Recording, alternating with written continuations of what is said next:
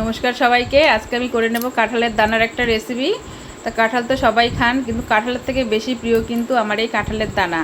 তো আমি কাঁঠালের দানাগুলোকে ভালো করে ছাড়িয়ে নেব। ছাড়িয়ে নিয়ে একটা কড়াইয়ের মধ্যে কিছুটা শুকনো লঙ্কাকে ভালো করে টেলে নেব।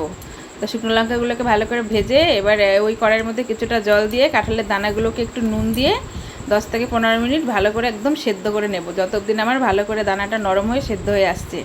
এবার শিলনোড়ার মধ্যে সেই ভাজা লঙ্কা, লবণ আর পেঁয়াজটাকে ভালো করে বেটে, আর দেখুন আমার দানা কিন্তু একদম রেডি, সিদ্ধ হয়ে গেছে। ভালো করে মিহি করে বেটে নেব।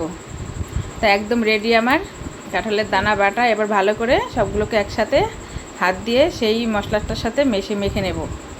তো গরম ভাতে একবারে কাঁঠালের দানা করে মেখে খাবেন, কত যে ভালো লাগে। আমি কাঁঠালের দানার রেসিপি আরেকটা অন্যভাবে দেব, সামনের ভিডিওতে দেখাবো। তো আমার ভিডিওগুলি আপনাদের যদি ভালো লাগে আমাকে প্লিজ সাপোর্ট করুন।